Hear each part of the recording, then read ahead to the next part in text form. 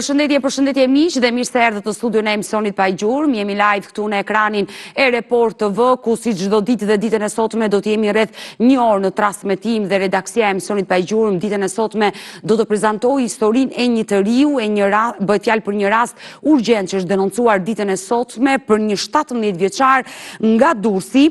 Në fakt nga Korça vendlindja, quhet Angelo Abedini, i cili ka humbur kontaktet me familjen nga Durrësi vetëm përpara 1 muaji, konkretisht në 16 shkurt të këtij viti. Regjia më njëherë na ndihmoi me foton e adoleshentit Angelo Abedini. Ky 17 vjeçar që ka 1 muaj që është larguar dhe ka humbur kontaktet, gjurmët e fundit janë nga qyteti i Durrësit. Familjarët janë vendosur në Merak, kanë bërë denoncim në polici, por ende nuk është gjetur një gjurmë e këtij adoleshenti.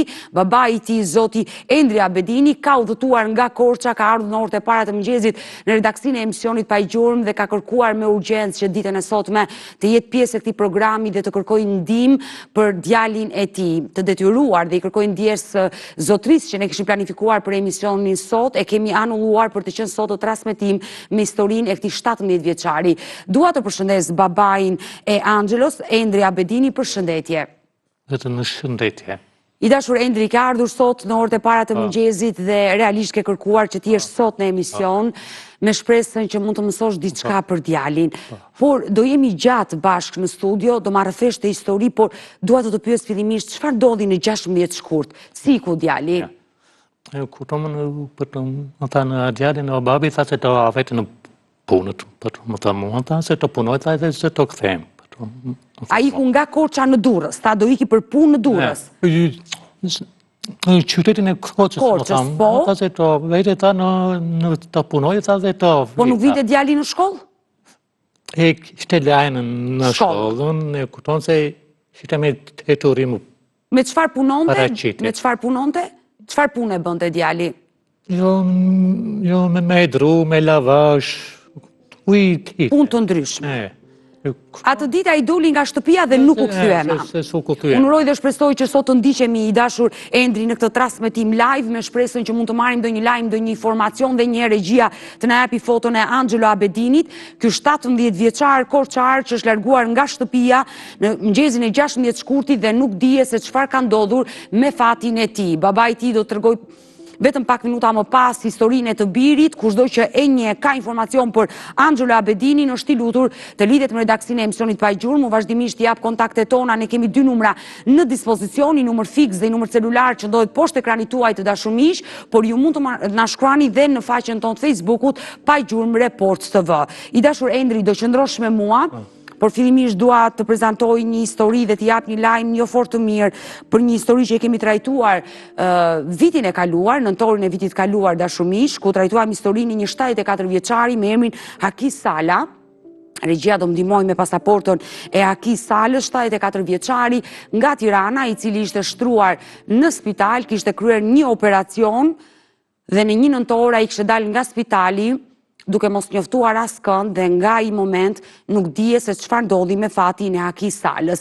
Bashortja e tij Vera ka qenë në lidhje direkte me studion e emisionit Pa i Gjurmë, ka kërkuar ndihmë për gjendjen e bashortit, por ato ditë që ne kemi qenë në transmetim mbritën shumë informacione të cilat u verifikuan në kohë reale, jo vetëm nga redaksia e emisionit Pa i Gjurmë, por edhe nga familja Sala dhe fatkeqësisht nuk u gjet asnjë gjurmë e 74 vjeçarit. Dua ta rikujtoj këtë histori nëpërmjet këtij materiali.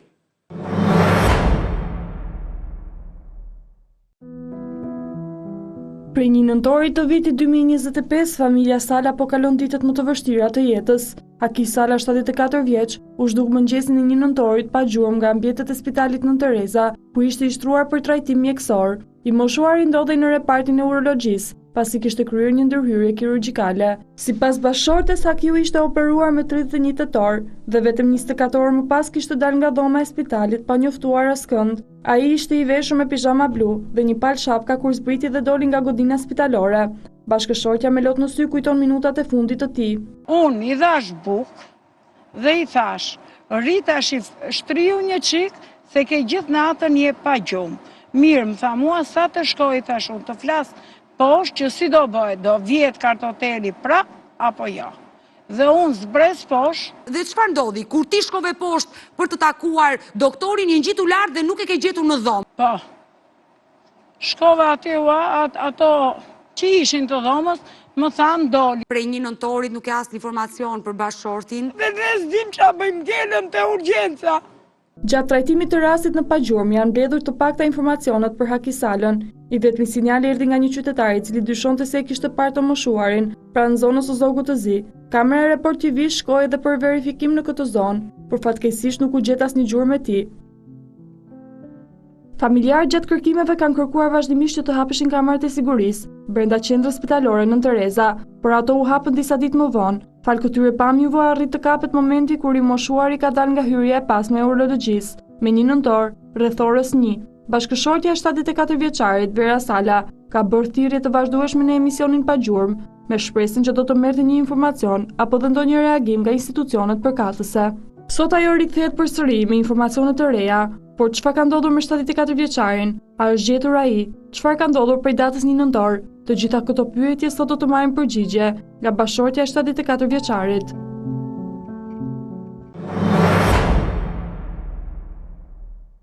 Kjo është historia e Hakisalës, 74 vjeçari që kërkua në studion e emisionit Pa Gjurmë, ku bashortja e tij lotonte dhe kërkonte të hapeshin kamrat e sigurisë në ambientet spitalore, që ajo të mësonte se në cilën rrugë drejtim kishte marrë bashorti i saj. Në fakt ajo e mori një përgjigje që e lëndoi thellë pasi ky moshuar u gjet i pajet. Në fillim të dhjetorit të vitit kaluar, trupi i tij u gjet i pajet në një grop në zonën e Tiranës dhe konkretisht te stacioni i trenit në bulevard. Për afërsisht 1 muaj qëndruar në atë grop, askush nuk ishte parë. Kanë qenë një qytetar i rastësishëm që arriti ta gjente, ku më pas u njoftua policia, u bë identifikimi dhe ishte fatkeqësisht 74 vjeçari Hakis Sala, i cili u përcov dhe në banesën e fundit. Në këto momente, gazetaria ime Ersela Mala i ndodhet në familjen e Vera Salës, të viktimës Hakis Salës, ku janë të dyja dhe unë dua edhe të jap ngushëllimet e mia të sinqerta zonjës Vera Sala dhe i përshëndes. Ersela, përshëndetje, zonja Vera, përshëndetje. Përshëndetje Odeta. Përshëndetje. E dashur Vera, dua të përcjell ngushëllimet e mia të sinqerta nga studio e emisionit Pa Gjurmë. Të gjithë u mërzitëm, u hidhëruam kur morëm vesh lajmi që bashorti ishte gjetur i pajet në një grop në zonën e Tiranës dhe në bulevard. Po. Konkretisht te treni. Po, te pallatet aty. Flasim për pallatet. Po ndërtohet një. Muna fërkush policia bashkiake. Është gjetur nga policia bashkiake apo nga banorë të zonës? Jo, nga punëtorët aty. Se do hidhin beton, edhe... Ka qenë një zonë në ndërtim, le themi. Zona ishte në ndërtim dhe ai ka rënë një grop në këto pallate që po ndërtohen në stacioni i trenit. Po. Tashi, a ka rënë vetë, a e kanë hedhë të tjerët, nuk e dim. Por pse dyshoni këtë? Sepse aty afër keni dhe Erselën, gazetaren time që keni folur gjatë me Erselën dhe keni dyshime se ndoshta dikush mund t'i ketë bërë keq bashortit tuaj. Po tashi unë, kur e pash atjet e më horgu, ai nuk ishte as një lloj shenje, as në kokë, as një gjë, vetëm kur i kërkova që më treguan te gjoksi që është i operuar, dhe te këmbët nuk ma treguan, na nxorën për jashtë. Konkretisht, çfarë dyshoni? Po tash unë nuk e di, sepse u bë 3 muaj me 1 u gjet, me 12 orë është varosur. Dhe na thanë për 1 muaj del epikriza, edhe sot që po flas me ty, asnjë lloj gjëje. Shkova në prokurori, takova prokurorin, më tha, unë tha nuk bëj dot asnjë gjë, tha pa dal epikriza. Nuk ka dal, tha për 1 muaj akoma. Ju akoma nuk keni marrë epikrizën dhe nuk dini shkakun e vdekjes. Ja. Por ai nuk ka patur dëmtime, goditje në pjesën e fytyrës të trupit që t'i heq dyshime se ndoshta mund të jetë dhumuar apo vetëm shefi policisë që më lajmëroi atë ditë Tha kishte plak në kuris, unë I kam thënë që ja. Ka që unë s'kam parë gjithë asë një gjë, sepse do më thënë atje të vëndin ngjarjes unë nuk kam shkuar, po kam shkuar një për Embesa, Nuset, ato të gjitha aty afër. Ju Vera, po më thoni që Hakia kishte një plagë në këmbë të cilën nuk ju lejuan që ta shikonit. Kishte operacionin që është operuar nga zëmra dhe që I është marrë damari këtu dhe unë thash ta shoh atë. E ka shënjën, do më thënë për tu. Por juve nuk ju lejuan? Nuk na më nxori doktori, se ai që I mbështjell aty. Por gjithsesi është identifikuar dhe ai ka qenë I ndjeri bashorti juaj. Absolutisht që po. Ai sepse do me thënë nga do me thënë që kishte espirancën që bëheshin atere kur shkojshin ushtar, do me thënë nga ajo nga tatuazhi. A shumë më tepër. E qartë, nga tatuazhi keni mundur do të bëni dhe identifikimin e viktimës të ndjerit bashortit tuaj, por do me thënë, edhe fytyrën kur e pa shumë, do me thënë se ai që I entur, se nuk e dim kur ka rënë atje. E qartë, nuk dihet një kohë e përcaktuar se kur mund këtë rënë atë gro, por gjithsesi, e dashur Vera, do ishte fatale nëse do arrije të zbuloj që dikush mund t'i ketë bërë keq, do t'ishte vërtet fatale. Nuk e mendoni që për shkak të gjendjes së tij fizike, ai sa kishte kryer një operacion, ndoshta mund ketë rënë atë grop dhe aty ka gjetur vdekjen. Po tashi ai që të hecte që nga spitali deri te bulevardi ai me zor hecte dhe bile sa dite mua për në spital më kërkoi taksista se eci dot. Se hecte 10 hapa dhe uleshe. Prandaj them, ku e di unë të ma vërtetojnë që ai ka ecur deri atje.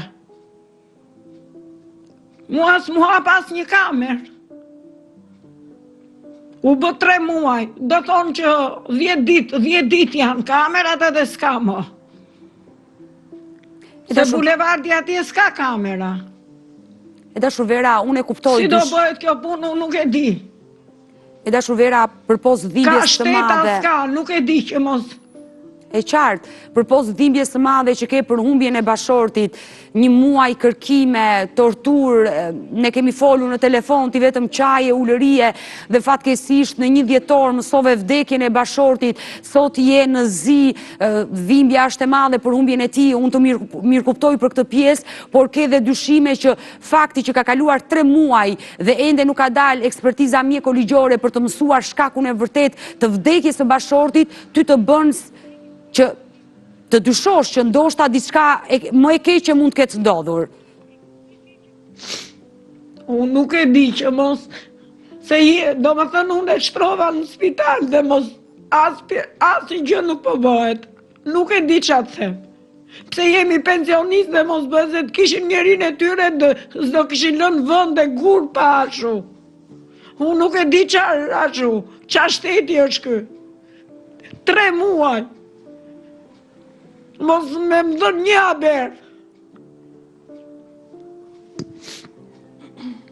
Unë dua që ditën e sotme të përcjellësh një apel ku ti si bashkëshorte e të ndjerit Haki Sula ke të drejtat e plota për të patur në dorë ekspertizën mjekoligjore dhe për të mësuar edhe shkakun e vdekjes. Është e drejtë e çdo qytetari ta ketë ekspertizën mjekoligjore ku përballet në këto situata dhe humbi njerëz të tyre të dashur. Kush është apeli që do përcjellje sot e dashur Vera, sepse më dhimbsesh teksa të shikoj që je mbytur në lot dhe ke dhimbje. Dua I bëj thirrje mjekësisë ligjore, unë nuk e di ç'a të them, nuk e di.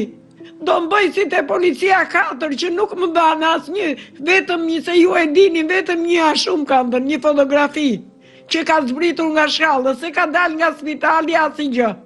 Unë nuk e di. Kam shku dhe në prokurori, më tha prokurori, shkova prap, më tha ajo oficirja gjyqësore që është në Gjermani. Nuk e di ku duhet shkoj, ku duhet ashu. Unë uroj që zëri juaj të dëgjohet ditën e sotme. Mos bëhet analiza. E dashur Vera, unë uroj dhe shpresoj që zëri juaj të dëgjohet ditën e sotme nga ky transmetim dhe padyshim që gazetaria ime që ke aty në kraj Ersela do të bëj një telefonat pikërisht me morgun, do të flasim me mjekët për të mësuar edhe shkakun e vdekjes dhe në tilla raste nuk di si të shprehem, por urojmë që t'jetë një vdekje në mënyrë natyrale dhe mos t'jetë ajo që ju dyshoni, se do t'jetë më fatale nëse ai e ka humbur jetën nga persona të dhunshëm që mund t'i kenë bërë keq atij të moshuari. Urojmë mos t'jetë kështu, pavarësisht se dhimbja është e madhe për humbjen e tij. Por ne do mbetemi bashkë në kontakt. Si ka hyrë atë? Po, Vera. Si ka hyrë atje, sa ajo ishte gjithë që e kanë parë, ishte e rrethuar, thanë, me roje, si se pas ka pa roja, kur ai ka hyrë dhe ka rënë. Sepse se është kam tjerë ndërtimi. Gropa në të cilën është gjetur i ndjeri ka qenë e rrethuar dhe keni të drejtë që ngrini pyetje si mund ketë hyrë aty në atë grop. Po. Se ka qenë e rrethuar gjithë, unë se kam parë, se nuk ma tregojnë, po këta që ka shkuar një për e gjithë, që a dite që i lajmërova unë, që sa më tha shefi i 4-ës. Unë nuk e di si ka hyrë aty, si? Edhe mos blokohet ajo, kanë tjerë aty. Nuk di të t'japi përgjigje, po thjesht fakti... është njërim bitë gjitha. E vërtet, por thjesht fakti që ai nuk ka patur shenja në trup, ti e përshtypjen që nuk i ka ndodhur diçka, aksident apo diçka që mund ta kenë marrë trupin më pas dhe për ta fshehur e kanë hedhur në atë grop. Nuk dihet se si mund ketë arritur ai 74 vjeçar, Aki Sala në atë grop, pikërisht në zonën e ish stacionit të trenit këtu në Tiranë, ku më pas është gjetur pas një muaj i pa jetë në atë grop. Ne do të vazhdojmë, ti ke dyshime, uroj dhe shpresoj që ekspertiza mjekoligjore të dali sa më shpejt, ne do mbetemi në kontakt dhe do të ndihmojmë për ta mësuar dhe shkakun e vdekjes së bashortit tuaj. Edhe një herë dua të t'jap ngushëllime të sinqerta dhe na vjen keq për historinë e burrit tuaj, e dashur Vera. Faleminderit. Të përshëndes edhe ty edhe Erselën, që mundsoi këtë lidhje direkte sot me emisionin pa gjurmë. Ju përshëndes të dyjave. Mirë. Regjia do të heqë të gjitha fotot e Aki Salës, 74 vjeçarit nga Tirana, që fatkeqësisht u gjet i pa jetë, është përcjellë në banesën e fundit, por bashortja e tij e ndjer kërkon ekspertizën mjekoligjore për të mësuar shkakun e vërtet të vdekjes së bashorit të saj, pasi ka plot dyshime se si arriti deri atje dhe në një zonë të rrethuar, askush mos ta shikonte dhe si mund të përfundonte në atë grop. Dyshime të mëdha që urojmë të zbulohen dhe të zbardhen të gjitha këto të vërteta.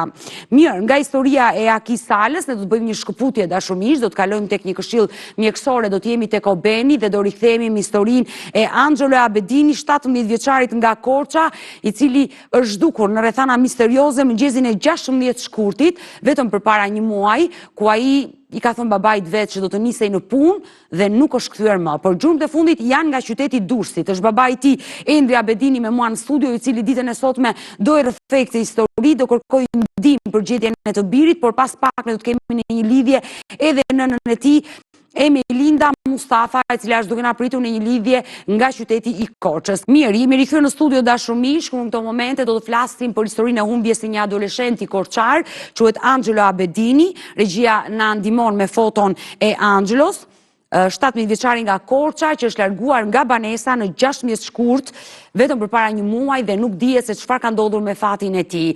Unë përpara se të filloj intervistën me babain e të humbrit, ju bëj thirrje të gjithëve atyre që janë duke na ndjekur në këtë transmetim live, kushdo që ka informacion, është i lutur me njerëz të na telefonojë, përsëris edhe një herë kontaktet tona, kemi 2 numra në dispozicion, një numër fiks dhe një numër celular që ndodhet poshtë ekranit tuaj të dashurmiq, por mund të na shkruani edhe në faqen tonë të Facebookut Pa Gjurmë Report TV. Por kush është historia e Angelo Abedinit, si u largua ky 17 vjeçar dhe çfarë dyshojnë familjarët, dua të prezantoj një kronik që kemi përgatitur dhe rikthehemi në studio.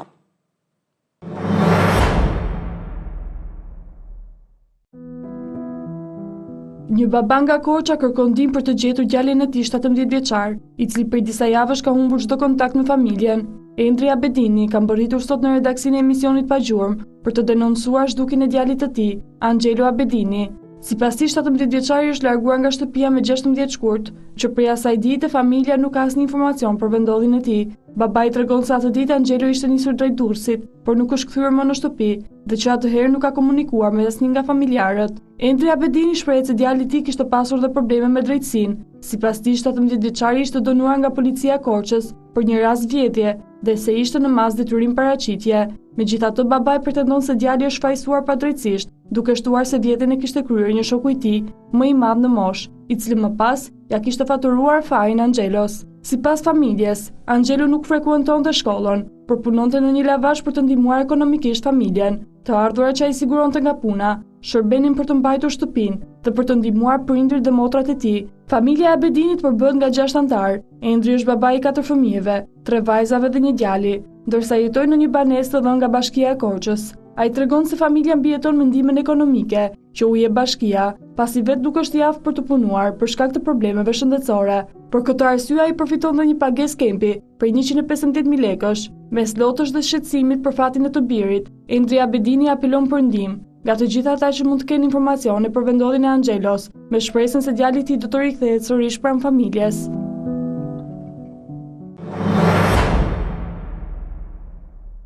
Kështu ka humbur çdo lloj kontakti me familjen e tij, adoleshenti nga Korça me emrin Angelo Abedini, ku familja prej 16 shkurtit është në kërkim, por fatkeqësisht nuk ka gjetur asnjë gjurmë të tij.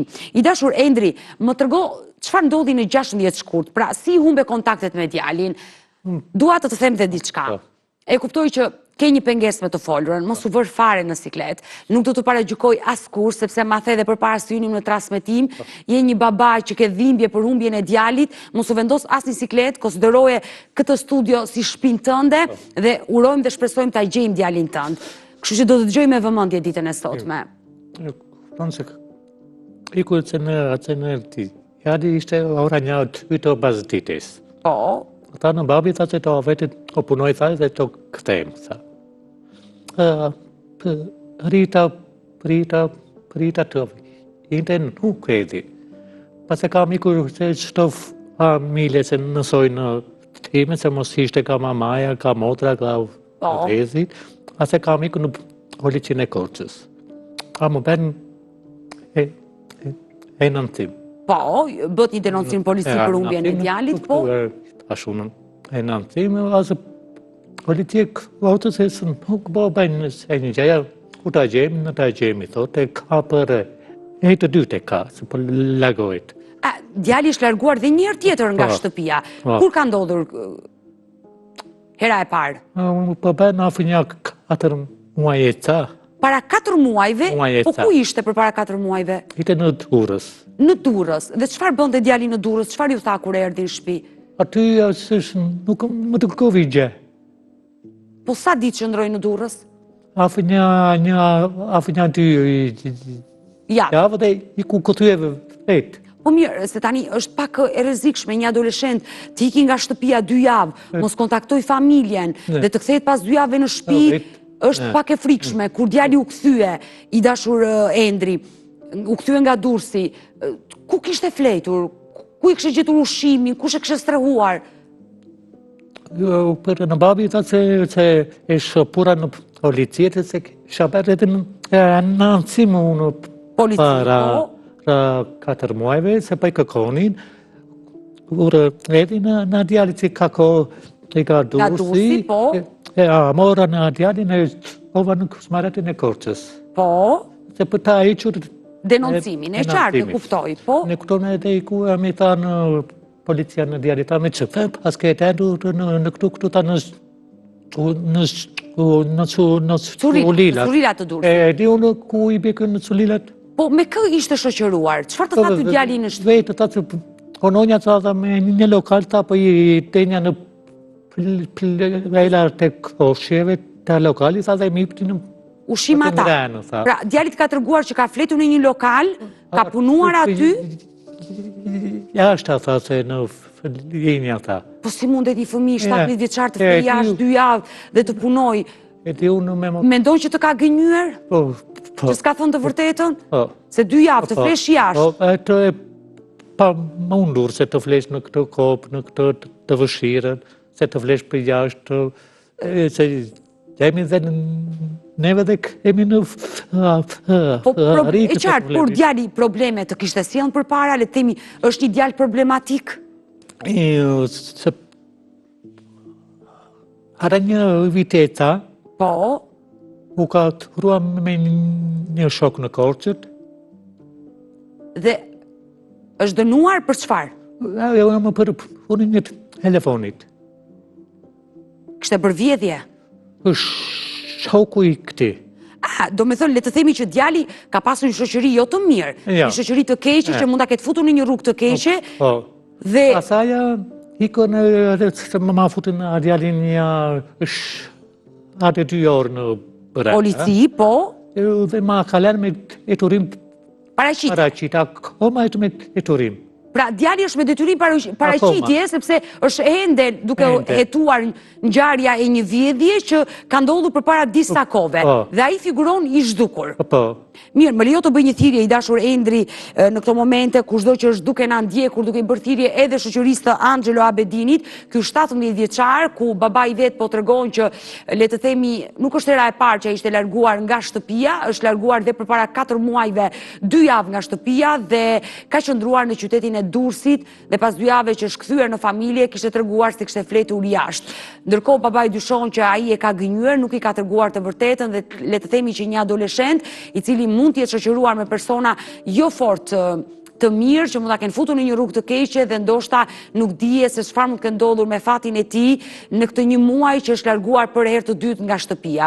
Babai, nëna kanë pritur që ai të kthehet në shtëpi, por ai nuk është kthyer, ka kaluar 1 muaj dhe nuk dije se çfarë ka ndodhur me fatin e Angelo Abedinit.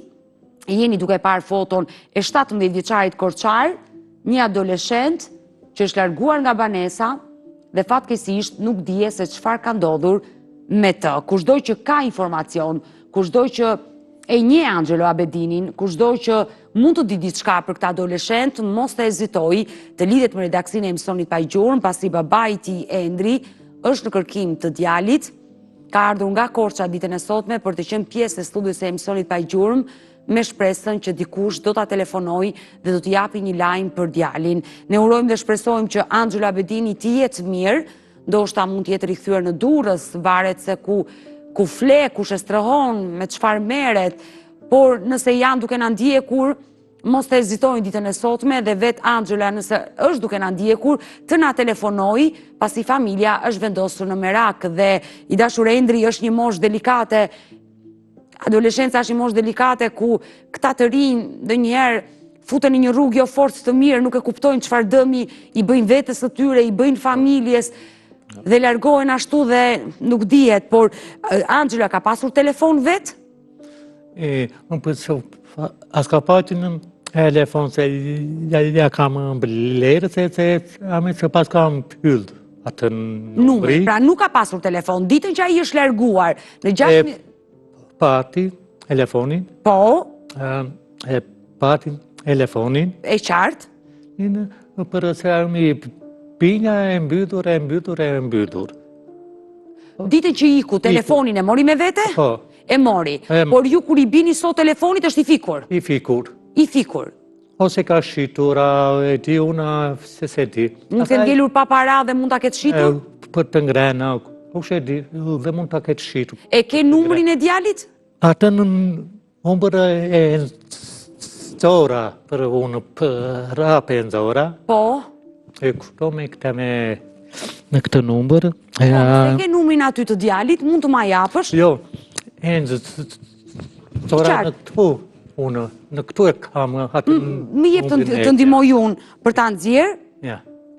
Ky është numri i djalit? Jo, e në është numri jo? Zora, atë numri se kështë ma në djali. Po?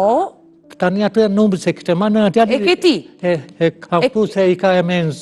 E kuptova, pra numri djali që është ky këtu, është i mbyllur si numër dhe ti e ke rinxjerr prapa atë numër dhe e mban ti. Kështu që i bie që ky numër nuk përdoret më nga Angelo, se e ke ti këtë numër. E qartë, ky është numri juaj i dashur Endri, por uroj dhe shpresoj që ai të jetë mirë, të ndodhet diku dhe ditën e sotme kushdo që është duke na ndjekur, të na ndihmojë me informacione, do qëndrojmë bashkë, unë do vazhdoj të bëj thirrje nga studio e emisionit Pa Gjurmë me shpresën për ta gjetur Angelo Abedinin. Mirë, jemi rikthyer në studio dashur miq, ku ditën e sotme po flasim për humbjen e një adoleshenti nga Korça me emrin Angelo Abedini, i cili është larguar nga banesa në 16 shkurt të këtij viti dhe nuk dihet, drejtimi është i paditur. Regjia na ndihmon me foton e Angelo Abedinit. Ky është 17 vjeçari nga Korça që është larguar, i ka thënë prindërve se do shkonte në punë. Kishte lënë shkollën, do shkonte në punë, punonte në lavazh dhe prej asaj dite ai nuk është kthyer më në familje. Dhe pse është bërë një denoncim në policinë e Korçës, edhe kjo e fundit ka bërë kërkime, por nuk ka gjetur asnjë gjurmë të Angelo Abedinit. Babai i tij, Endri, ndodhet me mua në studio, po e denoncon këtë histori të djalit të tij në këtë transmetim live me shpresën që kushdo që është duke e ndjekur, por dhe veti biri nëse e ndjek, të reagojë dhe ta telefonojë. I dashur Endri, ju më treguat që djali për shkak të një vjedhje është akoma në detyrim paraqitje, nuk është hera e parë që është larguar, ishte larguar dhe herë të tjera. Le të themi, jeta që ai bënte, ju si baba dinit më shumë detaje ose dyshonit se mund të ishte futur vërtet një rrugë të keqe? Jo, por nuk kishte atë mendje. Si largimi i tij i papritur, sa ai është herë e dytë që largohet. Herën e parë u largua, nuk u tregoi asgjë. Jo. Nuk të bëri përshtypje që... Fare. Jo, juve, nuk u bëri përshtypje që ky djalë nuk tregon asgjë? Nuk të tregoi asgjë, ku kishte ndëtur 2 javë në Durrës? Ndeja nga Sullila. Por 2 javë pa para të bën të vjedhësh. Që të blesh ushqim. Ishtë punonja, tha, se në kushat e plera, tha, të lokali, tha, se me ipnin për të ngrene, për të pirë, tha. Por pse du ta bënde këtë gjë? Ai kur nëna dhe babai jetoj në Korçë, ka shtëpin, ka motra, ka vëllezër, pse duhet i ikte ai në këtë lloj forme? Prandaj po të pyes. Mos pas ka rënë në shoqëri të keqe. Keq, po mendoj. Po shkollën pse e kishte lënë? Unë përse kam nëse në Francët, edhe po vej afë një 6 muaj, afë një vite të adit. Jam këthyër edhe si ku e me la... Keni që në Francë? Keni kërkuar azil, keni jetuar në Francë? Për sa kohë që qëndruat në Francë? Një 6 muaj. 6 muaj, dhe u këthyet se... U këthyem, përse nuk... Nuk përfituat letrat, e qartë. Dhe në momenti që ju shkuat në Francë, le të themi, djali e la shkollën dhe sa shkollë ka bërë djali, sa klasë shkollë? Në të 5, në të 6 në mbajtment. E kalon shkollën që në klasën e 6? Po, se ka një gjendje ekonomike. Ju keni një gjendje të vështirë ekonomike? Po. Jetoni në kushte të këqija? Po. E një kejmë për imen. Sa fëmijë keni, Endri? 4 fëmijë? Më i madhi është Angelo? Jo, jam në qupën. Ke vajza? Ase kam fute. Në djali. Por me motrën, me vlezrit, kishte folur, kishte treguar diçka? Jo. Ajo e vogla. U do vip se lali të të vogla. Kërkon vlajnë, motra e vogël. Ja, se i të mundë që të keqe vapi, se a i konë punë se lali, e mundë se mos e venë në me rak. Vajza e vogli thret Lali, vlajt dhe kërkon dhe ju i thoni që është në punë. Ja, se do vinë në tani, ja është vitë që kam në qupën e vogël. Endri, ti vetë çfarë dyshon? E ti unë, përse ma ka në vrara, se ma ka marra në penka, se në qyshteka, mos ka rënë në uqëri të liqë. Dyshoni që mund të ndodhë diçka e keqe ose mund... Po, përse përën, nuk më rritët e kaq, e laguar në djali. Teksa shikon foton, si ti ke plot me lot ka marmalli. Po, afë një muaj e gjysëm se s'kam futu në gojët. Mendoj këte, por mendoj, a ka në djali për të taj në bukë, se ta unë në bukë.